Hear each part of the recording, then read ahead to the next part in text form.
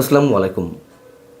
প্রিয় দর্শক, আওয়ামী লীগ এবং বিএনপির মধ্যকার এই মুহূর্তের যে উপলব্ধি, যে একটি মুক্তিযুদ্ধভিত্তিক বাংলাদেশের রাজনীতির জন্য দুই দলই একে অপরকে ছাড়া এই মুহূর্তে আর অন্য কিছু সম্ভব নয়, সেটাই যদি সত্য হয় তাহলে নিশ্চয়ই আমাদের আশা জাগা নিয়ে কিছু থেকে যায় অন্তত। এবং বিএনপি ক্ষমতা থাকাকালীন সময়ে শেখ হাসিনা সহ আওয়ামী লীগের উপরে যে 21শে আগস্টের বর্বরতম হত্যাকাণ্ড বা বর্বরচিত হামলা, অথবা আওয়ামী লীগ সরকারের সময় খালেদা জিয়াকে তুচ্ছ কোনো মামলায় দীর্ঘদিন কারা অন্তরীণ করে রাখা, অথবা তারেক রহমানকে দেশের মাটিতে ফিরতে না দেওয়া, এই সব কিছু কি সবার কাছে, দুই দলের কাছেই নতুন কোনো উপলব্ধি জন্ম দিচ্ছে? এই প্রশ্ন আসতেই পারে। তার কারণ বিএনপির পক্ষ থেকে আওয়ামী লীগ সম্পর্কে যে মনোভাব আমরা সাম্প্রতিক সময় দেখছি, অথবা আওয়ামী লীগের পক্ষ থেকে বিএনপির প্রতি যে একটা বন্ধুত্বসুলভ মনোভঙ্গি, সেটিও নিশ্চয়ই আমাদেরকে আশান্বিত করে তোলে। শেখ হাসিনা ভারতের জি নেটওয়ার্ক গ্রুপের অন্যতম গণমাধ্যম সহযোগী প্রকাশনা WION-এর কাছে একটি এক্সক্লুসিভ ইন্টারভিউ দিয়েছেন। সেখানে মোটামুটি তেমন ইঙ্গিতই তিনি দেওয়ার চেষ্টা করেছেন। তার কাছে বেশ কিছু বিষয়ে জানতে চাওয়া হয়েছিল এবং তার সে উত্তরের মধ্য দিয়ে বাংলাদেশে এই মুহূর্তে যে রাজনৈতিক সংকট, সাংবিধানিক শাসন ব্যবস্থার পুনরুত্থান, অর্থনীতি পুনরুজ্জীবিত করা, সংখ্যালঘুদের সুরক্ষা এবং গণতান্ত্রিক প্রতিষ্ঠান বিষয়গুলো নিয়ে অনেক অনেক বক্তব্য উঠে এসেছে। তার কাছে দ্বিতীয় যে প্রধান প্রশ্নটি ছিল জি নেটওয়ার্ক গ্রুপের পক্ষ থেকে, যে তারেক রহমান এবং বিএনপি কি আপনার কাছে বিশ্বাসযোগ্য? শেখ হাসিনা কী বলছেন? তার কথাগুলো খুবই ইম্পর্ট্যান্ট। তিনি বলছেন যে বিএনপি এবং আওয়ামী লীগের সংসদীয় বিরোধী হিসেবে দীর্ঘ ইতিহাস রয়েছে। আমরা যখন শাসন করেছি তারা আমাদের বিরোধিতা করেছে, আবার যখন বিএনপি শাসন করেছে আওয়ামী লীগ বিরোধিতা করেছে। গণতন্ত্রে এভাবেই রাজনৈতিক প্রতিষ্ঠানগুলো কাজ করে যাওয়া উচিত। একটি শক্তিশালী সুস্থ বিরোধী দল শাসন ব্যবস্থাকেই শক্তিশালী করে। খুবই যৌক্তিক কথা। এখন এই বিষয়গুলো দু দলের মধ্যেই সত্যি যদি উপলব্ধি হয়, নিশ্চয়ই সেটা আমাদের জন্য শুভকর। তিনি বলছেন, তবে আমাদের এই তথ্য ভুলে যাওয়া উচিত নয় যে সরকারি তহবিল আত্মসাতের অভিযোগে দোষী সাব্যস্ত হওয়ার পর তারেক রহমান লন্ডনে দীর্ঘ 17 বছর নির্বাসনে কাটিয়েছেন। নেতৃত্বের জন্য যে জবাবদিহিতা এবং সশরীরে মানুষের কাছে উপস্থিতির প্রয়োজন, সেটি তো বিদেশে বসে থেকেই শুধুমাত্র নির্দেশ দিলেই দল চলতে পারে না। এটা গণতন্ত্র হয় না। এই বক্তব্য অনেকেই আপত্তি জানাতে পারেন। আমারও মনে হয় যে এই মুহূর্তে এই কথাগুলো না বলাই ভালো ছিল। তিনি বলছেন, আবার পরিস্থিতি অনুকূলে এলেই হঠাৎ করে দেশে ফিরে আসা, এগুলো শুভ লক্ষণ নয়। শেখ হাসিনা তার সাক্ষাৎকারে বলছেন ওই একই প্রশ্নের উত্তরে যে, আমার আরও উদ্বেগের বিষয় হলো বিএনপি যখন স্বল্পমেয়াদী স্বার্থে চরমপন্থীদের সাথে জোট বাঁধতে চায় বা জোট বাঁধার রেকর্ড আছে, এটিও নিশ্চয়ই অস্বীকার করার কোনো উপায় নেই যে জামায়াতের সাথে জোট বেঁধে 2001 সালে যে সরকার গঠন করেছিল 4 দলীয় জোট সরকার, এটি নিশ্চয়ই বিএনপির মধ্যেই অসংখ্য নেতাকর্মী এখনও মানতে পারেন না। এবং যেই কথাগুলো এখন বিএনপির পক্ষ থেকেই শীর্ষ নেতৃত্বের জায়গা থেকে উচ্চারিত হচ্ছে, স্বাধীনতা বিরোধী শক্তি কারা ছিল, কারা মুক্তিযুদ্ধে বাংলাদেশের ধ্বংসযজ্ঞে মেতে উঠেছিল। যাই হোক, শেখ হাসিনা বলছেন, এর মধ্যে আমরা দেখতে পাচ্ছি বিএনপি কর্মীরা ভোটারদের কাছে গিয়ে ভয় দেখাচ্ছে, সহিংসতার হুমকি দিয়ে ভোট নেওয়ার চেষ্টা করছে। এটি গণতন্ত্র নয়, এটি জবরদস্তি। এবং তিনি সবচেয়ে গুরুত্বপূর্ণ যে মেসেজটি দেওয়ার চেষ্টা করেছেন, তিনি বলছেন যে যদি বিএনপি পরবর্তী সরকার গঠন করে তাহলে আমি তাদের আওয়ামী লীগের উপর থেকে নিষেধাজ্ঞা তুলে নেওয়ার মাধ্যমে আমাদেরকে বৈধ বিরোধী দল হিসেবে কাজ করার সুযোগ দিয়ে যথাযথ সংসদীয় গণতন্ত্র পুনরুদ্ধার করার জন্য অনুরোধ করব। প্রকৃত বিরোধী দল ছাড়া সংসদ মোটেই কার্যকর নয়। তিনি আসলে এটি কোন আঙ্গিকে বলেছেন, এটি একটু ভেবে দেখার বিষয়। এই বিষয়টি আমাকেও বেশ ভাবাচ্ছে। আসলে তিনি কী বলতে চেয়েছেন? তার এই বক্তব্যের মধ্য দিয়ে কি আমরা ধরে নেব যে আওয়ামী লীগ পুরোপুরি নিশ্চিত হয়ে উঠেছে যে নির্বাচন অনুষ্ঠিত হতে যাচ্ছে বা সম্ভাবনা রয়েছে 12 তারিখে, সেই নির্বাচনের মধ্য দিয়ে বিএনপি সরকার গঠন করছে। আওয়ামী লীগের আর ন্যূনতম কোনো সম্ভাবনা নেই এই নির্বাচনে অংশগ্রহণের। এবং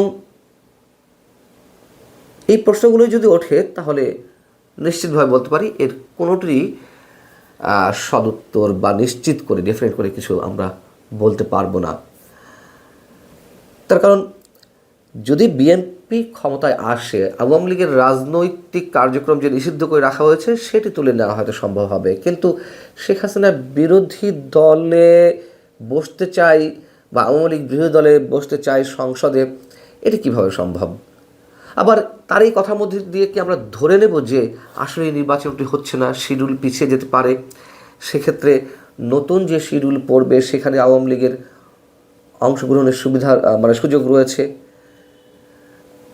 আবার সেটিও তো সম্ভব নয় যে তখন তো ওই নির্বাচনের আগে বিএনপি সরকার গঠন করবে কীভাবে? বেশ জটিল মনে হয়েছে তার এই ইঙ্গিতগুলোকে। তবে এই দেশে যে আওয়ামী লীগ এবং বিএনপিকেই মুক্তিযুদ্ধের আদর্শের জায়গা থেকে রাজনীতি করতে হবে, সেই মেসেজটি আমরা দুই দলের পক্ষ থেকে মোটামুটি পাচ্ছি। তার কারণ এর আগের দিন আমি আপনাদেরকে জানিয়েছিলাম, আপনারা অনেকেই দেখেছেন যে বিএনপির second in command Mirza Fakhrul Islam Alamgir তিনি তার একটি নির্বাচনী প্রচারণায় যে কথাগুলো বলেছেন তা আরেকটু মনে করিয়ে দিই আপনাদেরকে। তিনি বলেছেন যে নৌকার যিনি কাণ্ডারি ছিলেন সাবেক প্রধানমন্ত্রী শেখ হাসিনা, তিনি নেতাকর্মীদের ফেলে ভারতে পালিয়ে গেছেন, দিল্লিতে গিয়ে বসে আছেন, আমাদেরও বিপদে ফেলে গেছেন। শেখ হাসিনা থাকলে অন্তত একটি গণতান্ত্রিক ব্যবস্থা চলতো। খুবই সিগনিফিক্যান্ট কথা। এবং এই জায়গা থেকেও আমি কিছু প্রশ্ন আপনাদের সামনে তুলেছিলাম যে মির্জা ফখরুল ইসলাম সাহেব এখন যা বলছেন বা বিএনপি এখন যা বলছে আওয়ামী লীগ সম্পর্কে, সেগুলো কি সত্যি আওয়ামী লীগের এক ধরনের শূন্যতা অনুভব করছে দলটি, নাকি আওয়ামী লীগের ভোট নিজেদের বাক্সে নেওয়ার জন্য একটা সিম্প্যাথি গ্রো করার চেষ্টা করছেন আওয়ামী লীগের ভোটারদের মধ্যে? ভারতের পররাষ্ট্রমন্ত্রী এস জয়শঙ্কর যে আমাদের সাবেক প্রধানমন্ত্রী বেগম খালেদা জিয়ার শেষকৃত্য অনুষ্ঠানে এলেন, তিনি শোক জানিয়ে গেলেন ভারতের প্রধানমন্ত্রীর পক্ষ থেকে তারেক রহমানের কাছে। সেই বিষয়ে প্রশ্ন করা হয়েছিল শেখ হাসিনার কাছে। প্রশ্নটি ছিল এরকম যে ভারতের পররাষ্ট্রমন্ত্রী এস জয়শঙ্কর খালেদা জিয়ার শেষকৃত্যে উপস্থিত ছিলেন, বিএনপি এবং ভারতের সম্পর্ককে আপনি কীভাবে দেখছেন? খুব টেকনিক্যালি আনসার দিয়েছেন শেখ হাসিনা। তিনি বলছেন এটি একটা প্রতিবেশী রাষ্ট্রের সাবেক সরকার প্রধানের প্রতি ভারতের কূটনৈতিক সৌজন্যতা এবং বিষয়টি অবশ্যই শ্রদ্ধার। রাজনৈতিক জীবনে খালেদা জিয়ার ভূমিকা অনস্বীকার্য এবং জাতির প্রতি তার অবদান ছিল তাৎপর্যপূর্ণ। তবে ভারতের মৌলিক স্বার্থ অপরিবর্তিত রয়েছে। ভারত বাংলাদেশে এমন একটি নির্ভরযোগ্য অংশীদার চায় যে স্থিতিশীলতা বজায় রাখতে পারে, সংখ্যালঘুদের সুরক্ষা দিতে পারে, প্রতিশ্রুতিকে সম্মান করতে পারে এবং আঞ্চলিক সহযোগিতা বজায় রাখতে পারে।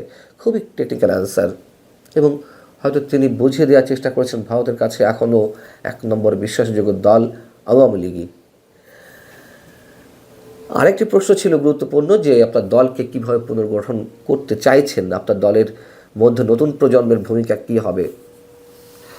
এই প্রশ্নের উত্তরও সরাসরি দেননি শেখ হাসিনা। নেতৃত্বে কারা আসছে সে সম্পর্কেও কোনো ধরনের ইঙ্গিত দেননি, শুধু নতুন নেতৃত্বের বিষয়টি গুরুত্ব সহকারে তুলে ধরেছেন তরুণ প্রজন্মের মধ্য থেকে। তিনি বলছেন আওয়ামী লীগ কখনো একটি পরিবারের অন্তর্ভুক্ত ছিল না বা একটি পারিবারিক দল ছিল না, এটি লক্ষ লক্ষ বাংলাদেশির অন্তর্ভুক্তি যারা গণতন্ত্র, স্বাধীনতা এবং 1971 সালের মূল্যবোধে বিশ্বাসী। আমাদের এমন নেতাদের প্রয়োজন যারা প্রতিটি প্রজন্মের সাথে সংযোগ স্থাপন করতে পারে, যারা শহর ও গ্রামাঞ্চলের তরুণদের মুখোমুখি চ্যালেঞ্জগুলো বোঝেন, যারা আমাদের দলের নীতিগুলোকে সম্মান করে এবং ডিজিটাল যুগের সাথে তাল মিলিয়ে চলতে পারে। এবং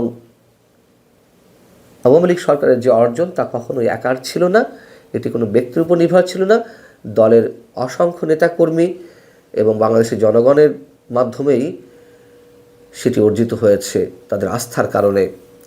এবং নতুন দল দলের পুনর্গঠন বিষয়ে আরও একটি কথা বলেছেন, যখন আওয়ামী লীগের হাজার হাজার নেতাকর্মীকে আটক করা হচ্ছে, নির্বিচারে নির্যাতন করা হচ্ছে, সেই অবস্থায় দল পুনর্গঠন করাটা বা রিস্ট্রাকচার, নতুন কমিটি দেওয়ার বিষয়টি সম্ভবত তিনি বুঝিয়েছেন, সেটি আসলে অতটা সহজ নয়।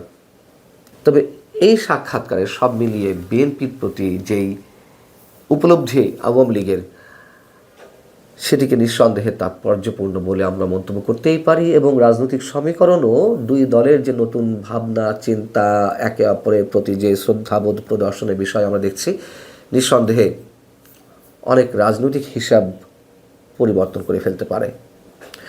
ভালো থাকুন সবাই, আল্লাহ হাফিজ।